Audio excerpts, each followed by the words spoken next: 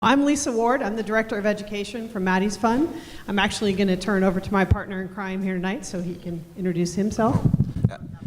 And I'm Ed Jamison. I'm the Director for Dallas Animal Services. All right, so I guess I'm going on first. The pens on your table, that's just a facade. I'm not making you do anything. That was from the last session, so just sit back, relax, kind of hang out a little bit. So a little bit about me. So I came to Maddie's Fund about 1.5 years ago. I was 30 years in public education, so I did the people part, and my specialty was a very strange age. It was middle school. We call it hormones on legs. And I was a middle school principal and was retired as the Director of Student Services from a very large district of 32,000 kids in California in the Bay Area. So that was what my major career is, and that's where my experience comes from in education and leadership. And it was a blast. Loved every minute of it, and very grateful to be into the Maddie's world now. So one of the things I would have done, though, with my great volunteer over here, I would have probably given her a high five, and I would have said, "Good to see you," and her answer back would be, "Good to be seen." So this is something that's very common in our practice of leadership, is to see the people you work with. I have an amazing husband of 31 years. He never left education. He's a middle school PE teacher. Yes, pretty crazy in our household. And he teaches 6th graders PE all day long. And that is probably his biggest thing, is he will always high five his 6th graders and say, "Good to see you. We'll be out to dinner in a restaurant with our family," and the little kid comes running up to him and goes, "Hi, Mr. Ward, good to see you." And he'll be like, "Good to be seen, good to be seen." So see your people. That's a biggie as a leader. See your people. Okay, we're going to dig into this presentation. Trust me, I looked at it a little bit ago. This is, by the way, for an educator, this is huge. This is like the master of all clickers of any sort. I love this thing. I've never seen anything so powerful, and little things like this geek us out. So what does it mean to lead? You know, standing in front of you, it's vulnerability, because you're open, you're a target. I used to tell my staff my friend list was filled, because with a staff of however many big, my middle school was about 1,000 students, my friend list was filled, because I was really there to be the leader, to get things done, to help them grow, because I wasn't going to be there forever. Everyone is replaceable. Everyone is replaceable. So it's how you create that replacement plan, which makes you pretty vulnerable up there.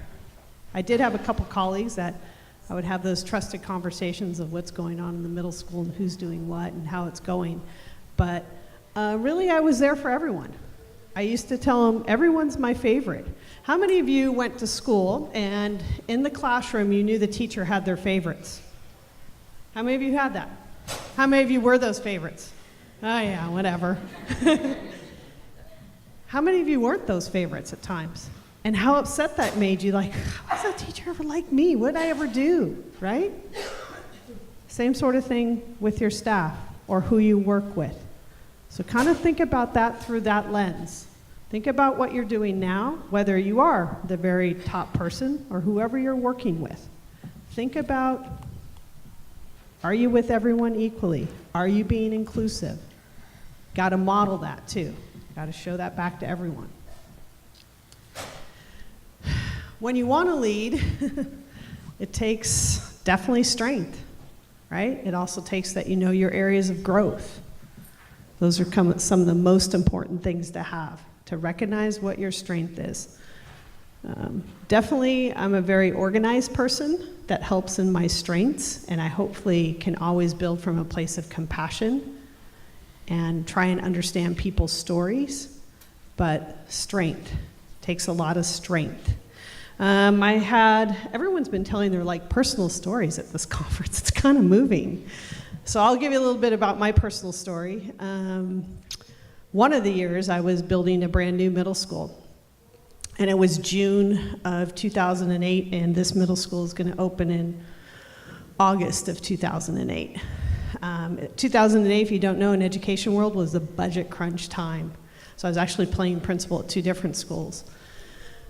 And they kind of gave me a big budget and said, okay, you can go build the school. We'll see you in August. I hope it all works out well.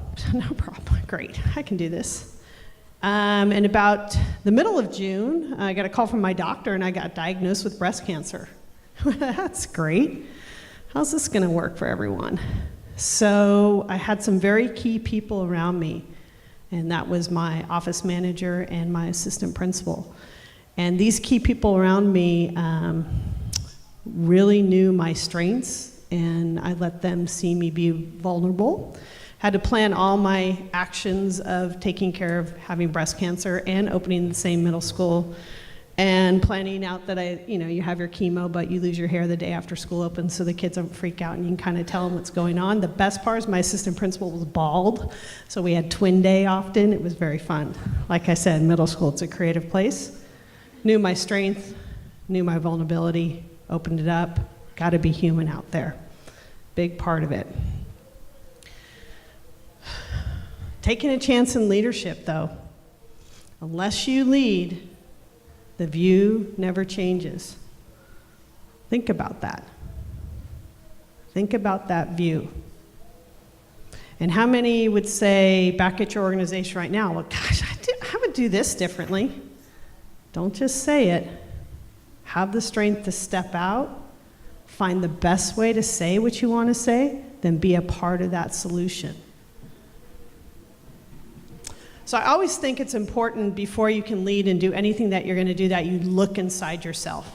You got to know you. Really have to know you. Like I know me, like I had to get another coffee before this, else I might fade. Got to know you. So think about right now, what are your areas of strength? What are 3 things you can say right now that are your areas of strength? So right now See, I'm not making you write down everything, but what I didn't tell you, I didn't make you might say something. So I'll give you 20 seconds to think of 3 areas that are your strengths. And now tell the person next to you. You only get about 8 seconds to tell the person next to you what your areas of strength are. Write them down. Be accountable for them if you want to.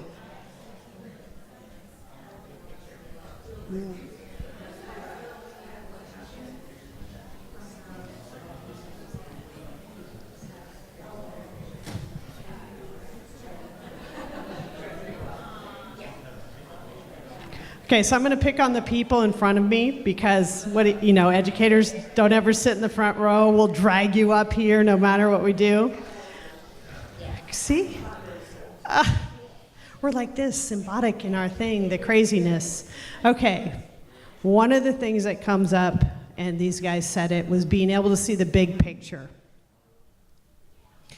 So I had a wonderful assistant principal at the time, and he used to come into me, probably every night, about 4 o'clock, and this went on for probably into the second year we're building the school we're going, and he's like, okay, is there anything else you want me to do? And I'm like, oh honey, there's only one man in my life that gets to ask me that question. I've been married to him for 30 years, so if you're asking me that question, this isn't gonna work for you.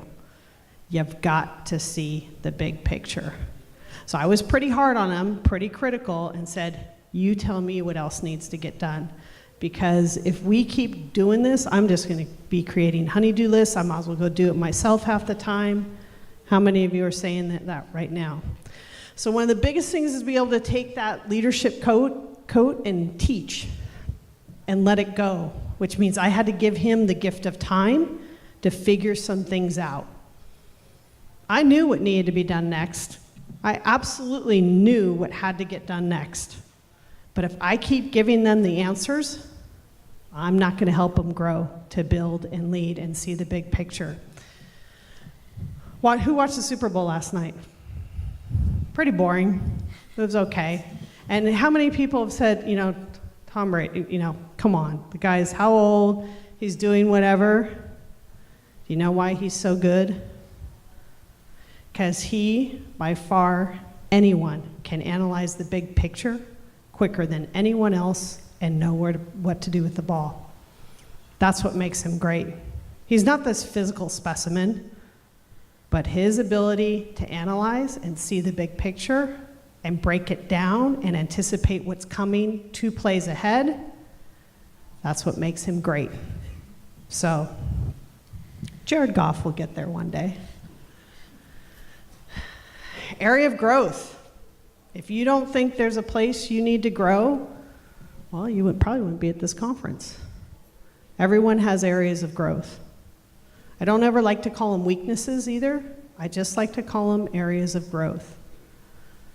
These are usually the harder ones to answer. It's probably on every interview question there is, because they'll ask you, well, what are your strengths?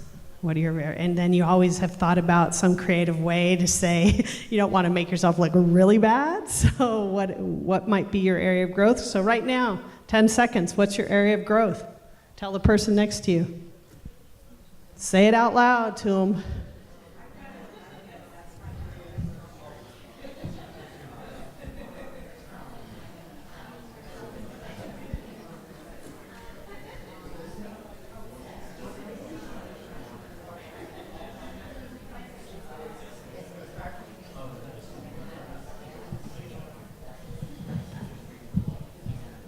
Should I ask you that question? What's your area of growth? There's too many to list.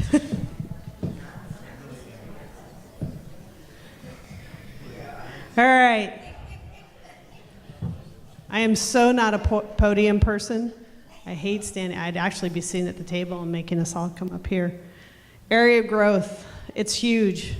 You have to have your own personal plan of how you want to develop that area of growth.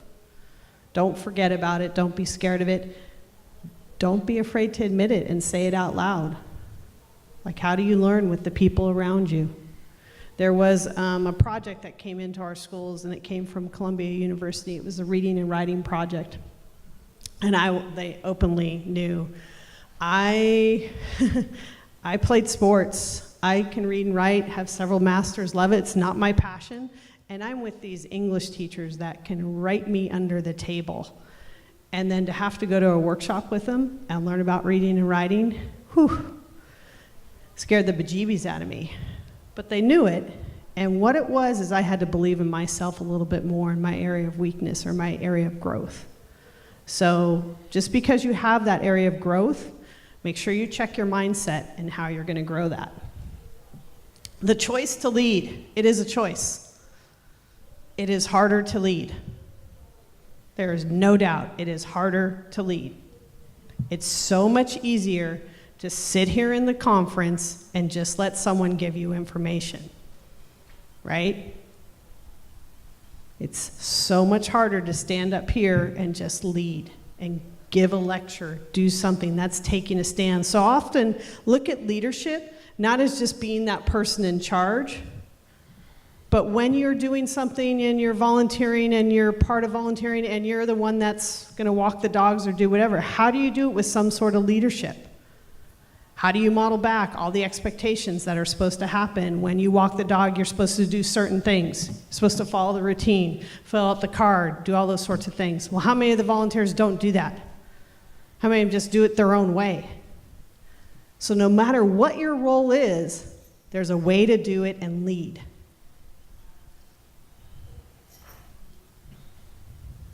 I often kind of go back to this one.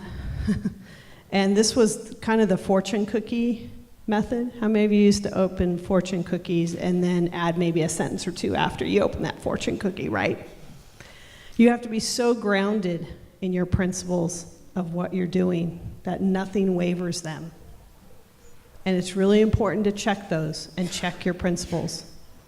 So if I were to sit here and do my principles in the animal welfare industry, my fortune cookie sentence would be, so it saves an animal's life.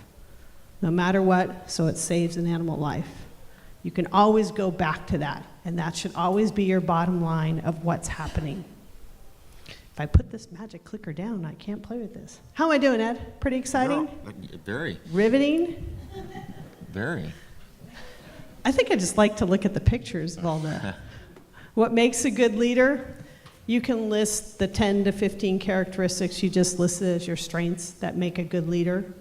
Hold on to 5 of them and always work on those 5. Keep them going, but be aware of everything else. I always like 5 characteristics: the trust, the inspiration, the motivation, empathy and compassion, decision-making, and inclusion. And at all times, those vary. There's one of those you do really well, and there's one of those that's number 5 on your list. Be aware of that. Be aware of what's happening when you have those 5 characteristics in front of you. But they all have to work together. You cannot lead well unless you have all 5. You can't do this without compassion. You can't do this without being a decision maker. And yes, we can go into all sorts of things of how you make decisions. Do you do them autonomously? Do you, take input? All those sorts of things. But you do have to make decisions. I always like this because you're standing in front of the world on your own. That's that vulnerability piece. It's okay. A lot of self-confidence you build. One of the biggest things, I think, is the relationships you have around you and how you build those key relationships. And that could be with your coworkers, with the community, but you should identify all the areas where you need to build relationships. So you might have a management team, you might have people that volunteer, you might have coworkers, you might have city, you might have government. Those are all key relationships. I don't know all the relationships you have to build, but you should. And that's extremely important to be accountable to those relationships. Last but not least, and I won't really go into this too much, but feedback. Feedback's the most powerful tool. In the education world, 10 minutes of feedback replaces 2 weeks of instruction. And that's that individual feedback. And sometimes those are hard conversations. So that's why I also have on there giving and getting feedback. But be aware and know how you give feedback and know how you get feedback and how you take it. My last tidbit before I turn it over to my partner in crime up there is about how you schedule yourself out in what you do. If you are a scheduled person all day long and you never have the freedom or the casualness that people can come talk to you as a leader, sit, have your cup of coffee, do whatever, be open to coming to talk to you, that's just the way that you've put up walls to not let people in. So I really believe in, there's a book out there you should read, but I really believe in unscheduling yourself too. Have some time in your day just to be doing the work you need to be doing. There's also the Google method. Have 10% of your week that's just doing what you want to do. That's fun and creative and keeps you going and keeps you inspired, because you have to take care of yourself. And then you have to make sure that your people have time to do that. And yes, you will have crises come and this adjusts, but these are really important things to think about. Giving feedback can be anywhere from just telling the person that they are doing a good job, giving them written feedback, a card. We don't handwrite anything anymore. It's kind of very sad. We send the text message, and then you get the little thumbs up on your text message or the little heart. Yeah. More genuine feedback is very important as a leader to grow your leaders. Taking the time to let them do it, think of being that teaching hospital. So if you had kids that went to school and they wanted to get their schedule, their master schedule, they want to know what classes we're taking, that's a very intricate process. It takes hours and hours to load it in and figure it out, and you got to throw out a schedule for 1,200, 1,500 kids and get it right. And I can do it, and I've been doing it for a while. But if I knew I was probably going to be leaving the school, I better train some others how to do it. So I left it up to my assistant principals to build their master schedule. of how things were going to operate. And it was getting close to the deadline that we had to be done, and the counselor came up to me, she goes, can you just stop being a teaching hospital and get this done, because we got to go. You really can't. So you also got to be aware of the frustration of the people around you when you're trying to teach and let these people lead, and how you build that climate and that atmosphere that it's okay. Let them struggle through. Let them do what they need to do, and how you lead with everyone together. So on that note, look at that. Oh, just about right on time there for Ed. He is going to play with the computer. He's going to Stall. Just stall. for 1 minute. He's going to change the slides over to him, and I gave him the magic clicker. And now, give it up for Ed. Hey. Great job. Hey, good afternoon. How's everybody hanging in there? Last day of the conference, afternoon. And I think with about 30 seconds before we started, there was like 5 of you in here. I said, man, Lisa, they don't want to hear us at all. But it's nice to see that coming from lunch, all good. This was a very interesting topic, and I was happy to be asked, and actually honored to be asked to talk about it, because a couple of years ago when I started being asked to talk about things, they said, you're a young, up-and-coming leader. And now I feel like upper, middle, old leader, and they're asking me to talk about succession plans. So I think that they're already starting the process of shooing me out. But these conferences are great. Dr. Jefferson, Maddie's fund, it's amazing that they get people together and that there's so many people wanting to work really hard to save animals. And I think that most people in this room also understand that you have to be able to work with people if you're going to save animals too. So my slideshow was not super intensive, and my hope is that we're going to be able to interact for at least 10 or 15 minutes. But a little bit on the quick story of my background. I grew up in Northeast Ohio, Akron, Ohio, and went to work at a suburb of Cleveland. Ended up in animal control, kind of a one-man show. A couple of us traded overtime shifts. And the city of Cleveland position opened up, and Cleveland was a mess. It was an absolute mess. The building was like super old. I won't say it. It was like 2 years less old than I am. But horrible, horrible building. But there was a lot of opportunity, so I threw my name in the hat, and we did really, really good things there. And then for some reason in 2017, I paid attention to a posting about the Dallas director position. I said, man, that place is messed up more than Cleveland is, and it's a lot bigger, it's about 10 times bigger. But I decided to throw my name in the hat on that one also, and it was definitely, sometimes you just know where you're supposed to be when you're supposed to be there, because it was a mess. It still is a mess. We were still, cleaning up and working on things. We never paint the picture that we're perfect, but working on a team, I have a team of about 200 employees, about 140, 150 full-time employees, and the rest are filled in with temp staff. And we're constantly trying to convert more temps into full-time just for that consistency. But it fits right into this topic of leadership and trying to build a succession plan. I know that, no, why is it not? When I was in a smaller situation, extremely hands-on, like to be able to, take things, if something was going to go wrong, it was going to be my fault. As you get bigger and bigger, you just can't do that, or else everything is going to be a mess. So you really, really have to learn to start leaning on your team. All right. I don't expect you to read that. That is a City of Dallas org chart. That's just directors, and that's only page 1 of the director page that feeds up to the city manager and city council. All right, this starts to get into my org chart in my department at Dallas Animal Services. And there's just so many arms and branches. And as much as I love to, and I have a couple of slides that kind of show what I do, when I actually have the time to and what I like to do best. But you have to, there's a ton of leaders on those charts. And what I found when I got to Dallas is they weren't tapping into that. There were a lot of one-person shows.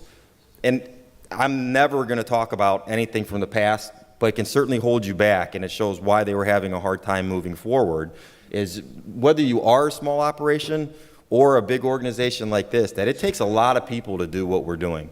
And don't get me wrong, there's a lot of like really great small rescues, and it might just be one person. But if you're up into anything bigger, humane society, government agency, big town, small town, you're going to have to start finding those people.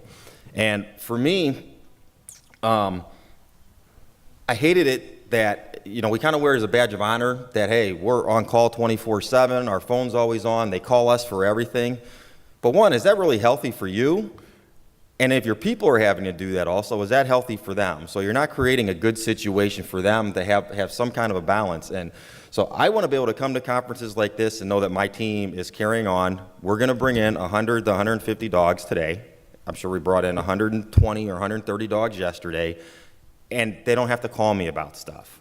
I don't know that I could have said that a year ago, and you've got to be able to start working with your people and putting some trust, faith in them to do their jobs, because it's the only way it's going to be something that's sustainable. And I always say it, and I don't know if it sounds depressing, but if I get hit by a bus today, I think it would be a tragedy if I get hit by a bus and how hard I know I've worked and my team worked, that if this department fell apart because I wasn't there. I think that is really selfish when people and leaders do all of that it is all totally built on them. I want to have a legacy that whatever the next move is, God could tell me to do something else or take me away. I want to know that in my time in the organization I was. So in order to do that, you got to find a bunch of people that are already there to help make things happen. I really do like you start by leading in front. And if you heard Rebecca Gwynn talk, and we were on a panel yesterday or the day before, our job as leaders in this industry, especially as heads of organizations, you take bullets for your team so that they're able to work. You're supposed to be out front taking it so they can put their head down. To be honest with you, this is my second week in Dallas. That's my assistant director over there. And I've been in animal control for a long time, run shelters for a long time, but I didn't know Dallas. And nobody wants you to walk into a place and just start telling them what to do. Telling them you're the boss, you already know, because I didn't know Dallas. I already had news cameras in my face saying, what are you going to do? What are you going to do? I'm like, I'm going to try to get to work and learn what I need to do. I'm not going to, just say that on day one.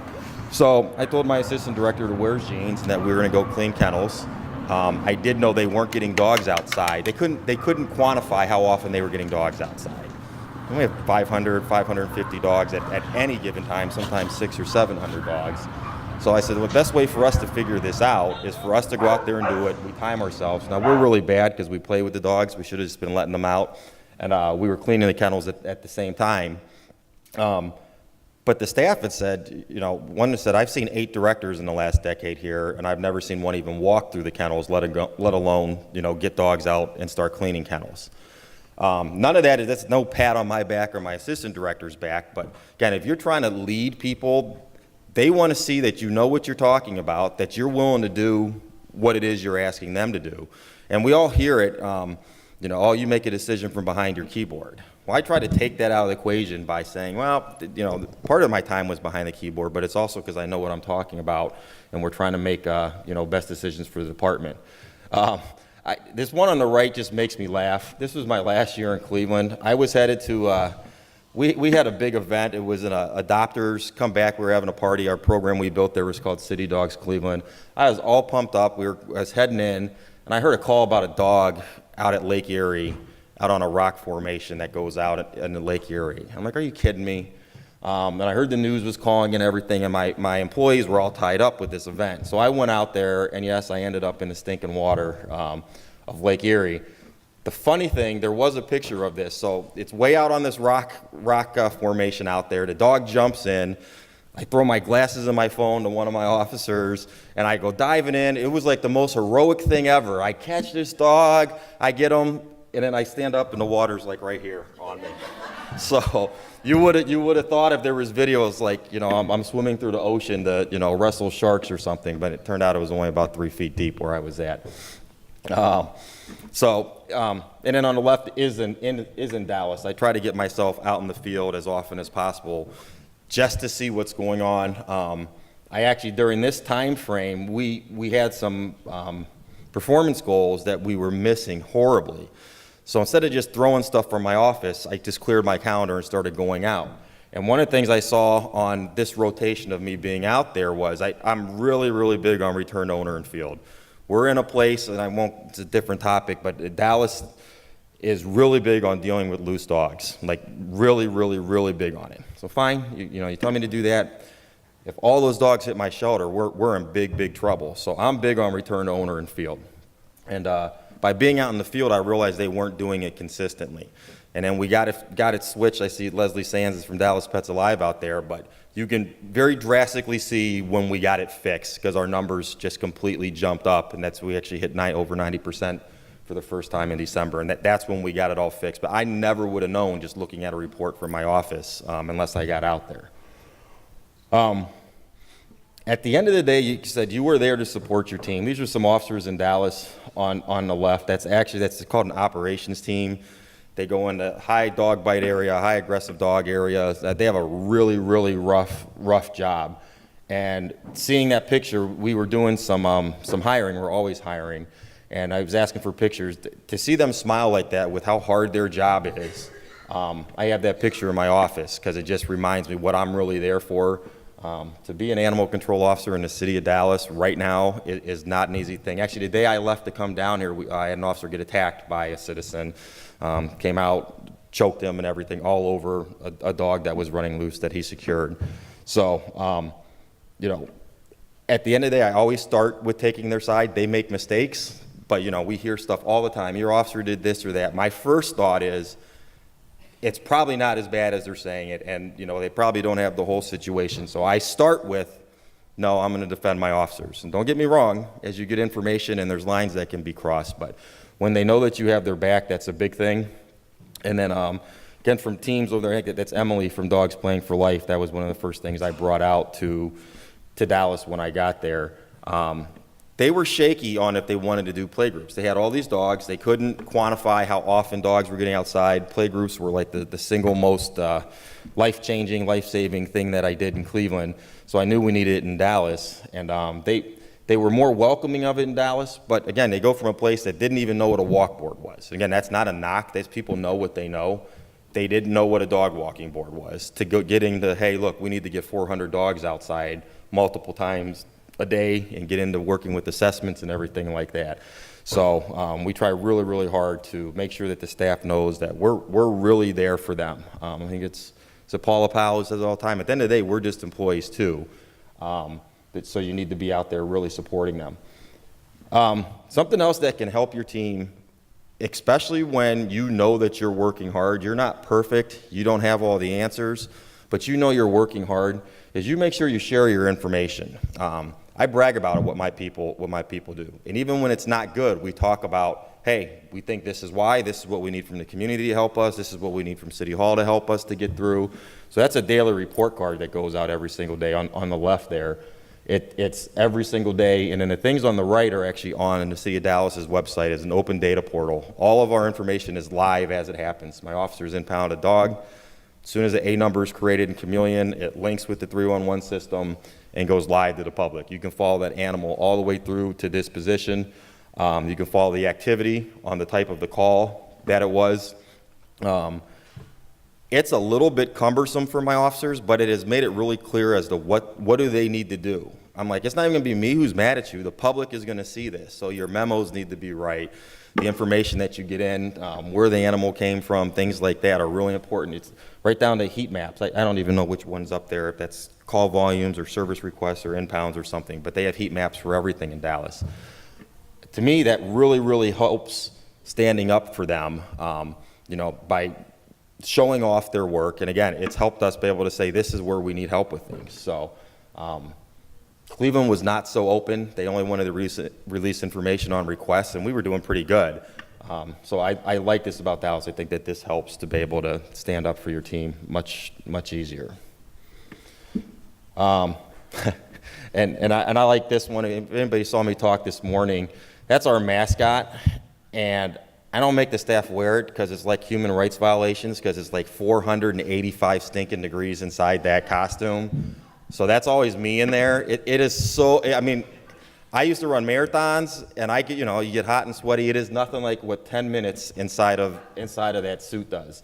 But so sometimes you lead from front, sometimes you lead from behind the scenes, but you're there to support. The staff loves it when you do things like that for them when you get out there. So I really, really just push on trying to make sure that I'm practicing what I preach. There we go. I was dead. There was so much Gatorade. I drank so much Gatorade. I was there clear to shelter. And it worked. And then we did it again for Santa Claus. And it was kind of bad because the kids didn't want to see Santa. They wanted to see the mascot. Really, now I'm going to try to get some questions and interact, between Lisa and I. If there's anything that we can answer, hopefully, you got this?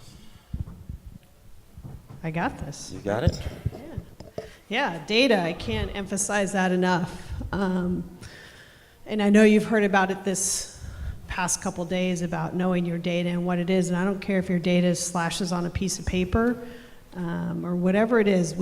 There's a tool out there, if you haven't seen Mike Greenberg out there in his Humane dashboard, that's a great thing. But data was not an option in the education world, and what kind of equaled the playing field. How many of you remember No Child Left Behind? We couldn't leave a single one of them, right? Even though we wanted to. But it definitely, you had the data. We saw the data on everything happening in our schools, who was doing well, who maybe wasn't, and be open to it. That's okay. That's part of the feedback. One of the things you need to do with data is take the time to look at it and make sure you're all interpreting it the same way. So make sure everyone understands what each part of the data means. And really support them in it. I used to tell them you can do three things. I called it the 3 I's when I was around. You can include me, you can introduce me, or you can also ignore me. But I was gonna be there.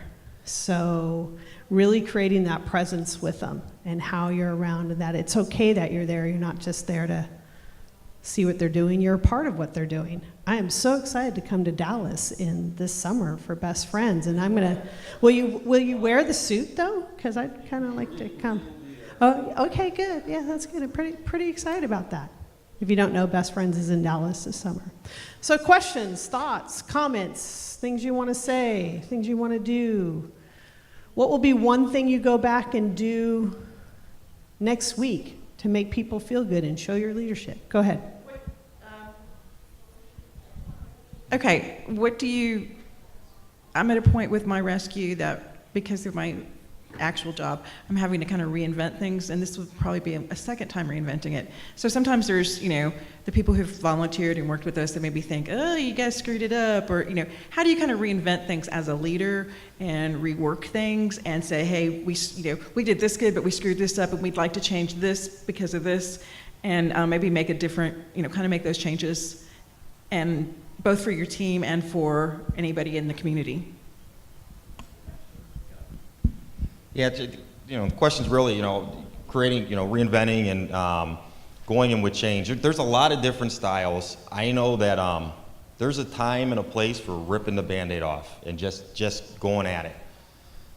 Typically in government world, if you rip the Band-Aid off, they're gonna rip you off too.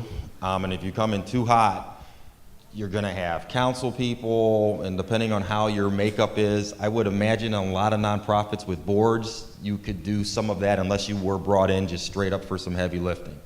What I really took from mistakes from Cleveland into Dallas was I was gonna take my time, I was really gonna listen.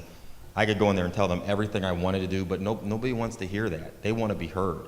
And I got more feedback from that and actually was able to come up with better ideas listening to the people that were actually doing the work, those people. There is a time and a place. I had to restart the volunteer program in Cleveland. Wonderful people, cared immensely. They were probably the only people who cared about animals at that time and did a bunch of heavy lifting. But it wasn't gonna work for where I needed to take Cleveland to. And as far as the structure and the things that needed to go, so you kind of get to a point, and people don't like to let go, especially if they're in leadership and, positions that they had keys to the building and they were, my officers were unloading trucks, they were just showing up behind them with the dog, they were walking. I mean, there's all kinds of safety issues. So I think if you are able to state clearly what the vision is and why you have to make changes and what you're trying to do, try to empower them to be a part of the decisions. Are there any vets in the room? Any vets? All right, good. And I only say that because Vets are super nice people, but it is hard to work with, and it is impossible to get two vets to agree on the same thing. And so we've got multiple vets in our place, so there's never one answer to a question. But a mistake I made, we were changing stuff. We believe we are the biggest city in the country that's treating heartworm. And everybody said, oh, there's heartworm in Texas. So you just don't do anything about it? That's stupid. So I knew I was going to treat it. I got the funding. The money was actually the easiest part of it. But then you get in the process, that takes vets. And I didn't have them at the table when we did it. No one's going to say it's a bad idea to treat heartworm. But because I didn't have them at the table, I set myself back 6 or 7 months worth of headache that probably would have been better. I don't listen to everything they say. I think that I listen. I don't necessarily do. I take it all in. So just make sure people are sitting at the table and are able to get their voice heard. I used to call it the Art of Rhee, and actually there's a course coming out pretty soon on Maddie's University. I guess I got to go back and finish it. And it's either reinventing, reforming, and revising. Just make sure you know the difference between those three and the steps it takes to do each of them. So revisions are kind of easy. When you're starting to reform or reinvent, those take quite a bit of time. So know where you want to spend your energy. There's so many parallels between the education world and the animal welfare world. It's amazing. Like you're talking about the animal control officer that just got attacked by, I used to call those people parents in education. Come out and attack us in every which way. Yes. What other thoughts? What other questions you have? Yes. So I come from a private animal resource center, and we all know that this industry is ever changing and at a really fast rate. So as an inclusive organization that empowers its team, one thing that we're really struggling with is defining space for growth, right? Because it looks different for everyone. It's difficult, it's vulnerable, it's awkward at times, and our leaders are outnumbered. I mean, we have 5 directors and the rest are, team members, coordinators, partners within the organization. So what does space for growth look like to you? And how do you help people grow during that really painful growth spurt that we kind of have to go through sometimes twice a week or monthly or daily or within the hour? And we're private, so I can only imagine as municipalities what that looks like for you. Are you talking about space for growth as the individual? Okay. Yeah, so it's very important that as the leader you have a relationship with the people you're leading and you actually ask them how they want to grow, and create some sort of formalized plan of how you want to bring them up. And they can't grow at everything. Like if they come in and say, I'm going to be the executive director in 3 weeks, that ain't going to happen, no matter what you do. But that they're picking out certain areas and they're very specific about their growth and how you'd like them to get there and how they would like to get there. I think if you're always looking for the way to make sure they grow, they're really not going to be invested in it. So they used to say, a student wants to be at the piano, and looked up the parent and said, you can force me to sit here, but you can't force me to play. So they have to really own their own leadership and where they're going.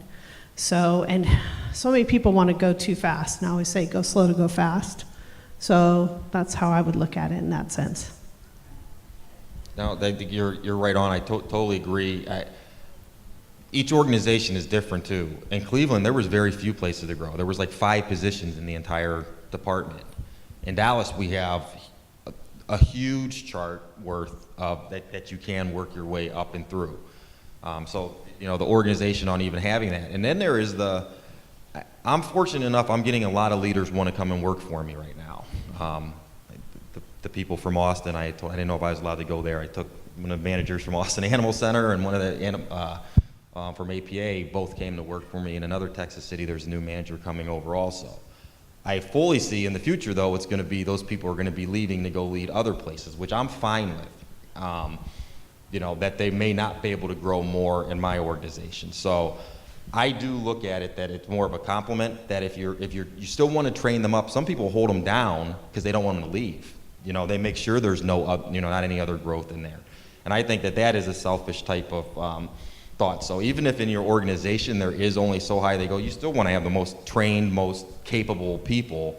I know that training was one of the biggest things I heard when I first came in, and I got more people on this last budget. I think I had 130 full-time people. We sent 52 people to a conference like this or somewhere else around the country last year.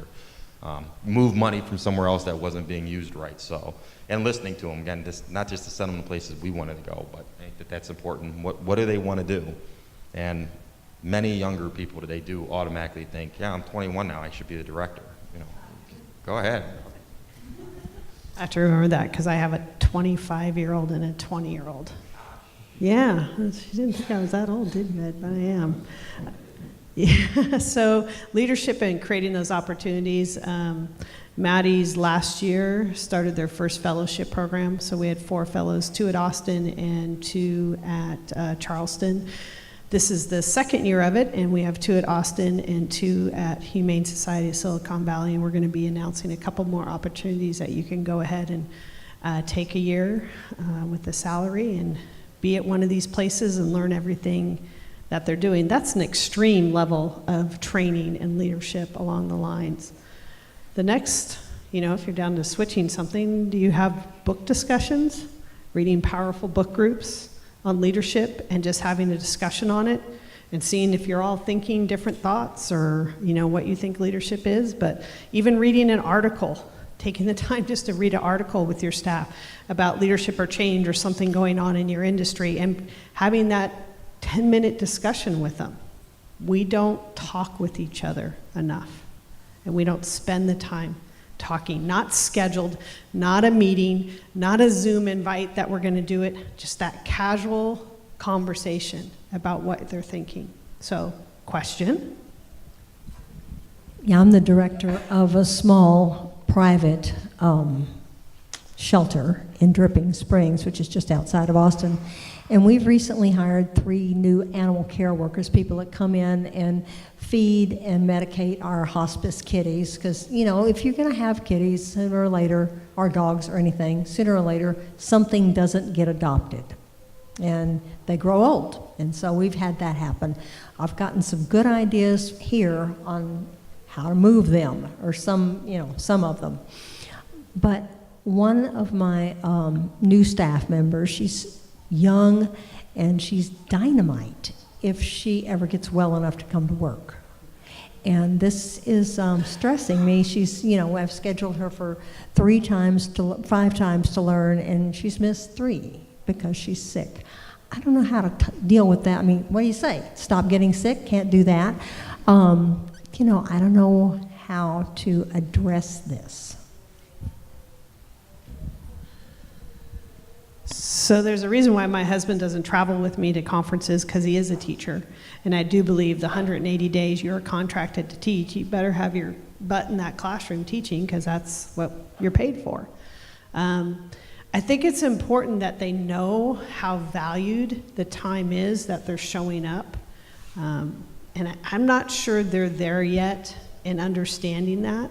And that's a real important thing to convey. So you're going to have the difficult part of giving that feedback to her in that conversation of how much I really appreciate your energy and what you're doing. I think you are a rock star. But when you are not here, what that hole leaves and what that means. Sometimes they've never heard that. So we have to maybe you need to sign up for less, and let's see if we can hit your goal, because you're kind of leaving us hanging. And not only that, but the cats and everything else. And you've got to be honest and upfront and have that conversation. It's hard, but that's why you're the leader, and you get to do those really fun things. What are some ways that you communicate with your staff other than email? I know, obviously you guys are very large in Dallas, and I have trouble even just communicating with 20 of my team members. So other than email, is there any other ways you communicate with your staff? Yeah, it's really, really hard. I think no matter what the size, especially when you're running, whether you're 24/7 or, it's just hard because people are supposed to be out working or, doing the job. There were 8 million meetings a day in Dallas when I got there. and it was too many meetings, and they weren't strategic enough about what the heck you were trying to accomplish. We broke them down into, so there were these managers and up with the director 5 days a week. I got stuff I got to do first thing. That was way too much. We broke them down to 2. My assistant director runs the Tuesday meeting, and he's all about data and these measurables for each. There's 4 divisions within my department, and they have to report out on that. We do a round table. It's really systematic. And then, unlike Lisa, who's extremely organized, I have like controlled chaos in my head, and it's like go, go, go when I spit out ideas. My meeting on Thursdays, I have my bullet points, the hot topic things, but and then we go around that, things that we're moving forward. From there, there's meetings, we call them details, and every division, say it's medical, shelter, field, and admin in my department. They all have details with their people. So they're basically like a police roll call, because you've got multiple shifts on these covering these days, and they're all working off of the same piece of information. Hey, these are new things that came out with the Thursday morning meeting. And I just started instituting it. They're not doing it as well as I want to, but we're doing a video detail. We obtained another satellite location for my field officers to work out of. So instead of 2 different people trying to give the same information, it's 1 person and they're on a video screen. It's really simple Skype with cell phone on the one end and a laptop on the other end now, but we're actually trying to get that into fixed cameras, and we're going to do a lot more of these video meetings so that more people can be involved. And my staff really, really wants all staff meetings. It is hard to do that because you pretty much have to shut the department down in order to do that. So I do communicate by email. I don't want to say a lot, but we hit over 90 our last 2 months. It's the first time ever. Obviously, big milestone type things like that, get things out there. When we have an ordinance change, we do them on an email, and we've got tons of automated reports. To get that, you have to know this. So Chameleon kicks out every morning. There's stuff that goes to the officers and reports that go to medical, who needs, who's behind on their booster or whatever. So if anybody's got a perfect answer to that, it would be great. I don't have a perfect answer, but I am kind of in love with Slack. If you haven't used Slack before, anyone heard of Slack before? Usually it's big companies using Workday, who our founder Dave established Workday. They use Slack, and there's 12,000 employees there. But there is a free version to Slack, and it's, for those of you who don't know, it's kind of like inter-office texting. But what's really nice, like for Maddie's Fund, for this conference, we have a Slack channel, and it's 2019 AMPA. So I don't have to wonder where the magical agenda of what I'm supposed to wear and what I'm supposed to do, where it is, or what email it's in, and what folder. I just go to that channel, I can look back up, and I can see the agenda is posted right in there. And it's a focused, targeted conversation. And then also with Slack, we can individually talk to each other. So Allison, magnificent Allison back there, who's been running around making sure she's in charge of she's our media specialist. If I had to go back, and she sends me an agenda every Monday morning of what we're covering, and it's right in my Slack message, I know where to go. I don't have to search through my email inbox to find everything. Email for me is almost a last resort of how we communicate. But Slack is used by large corporations, and on a smaller level, it's a great focused way to show some things. That's been my only tidbit that I've learned in my past year and a half, that I have enjoyed using that. So it's kind of like my family text messages. I keep those 4 in the front. I can see whether I told my husband all the appropriate things he should be doing the 6 days I'm gone, or the children, or whatever. They're not really children, they're young women now. So communication's tough, though. I do think you have to be regular and you have to be consistent. If you're inconsistent, not going to work. And the other thing is my schedule. My schedule is very public. Anyone can see it anytime. You didn't have to go through the royal curtain and the guards and whatever to get to me or see my schedule. It was a very public and open thing. They can see where I am any time of the day. And then they also knew when I was open to just having that casual conversation. I do walk around with a cup of coffee a lot, and that was just part of who I was, and anyone can come approach me then. There wasn't like you had to jump through some hoops to get to me. So it was a pretty open way of doing things. So just got to find what works for you. Regular and consistent, you have email, but if you can find a shorter way to kind of put that communication out, that would be great. Anyway, I hope you have a wonderful day. Yeah, thank you, everybody. Everybody is working their tails off in this industry. I know I appreciate you and these, sharing ideas and coming up with light bulb ideas. This is what it's all about.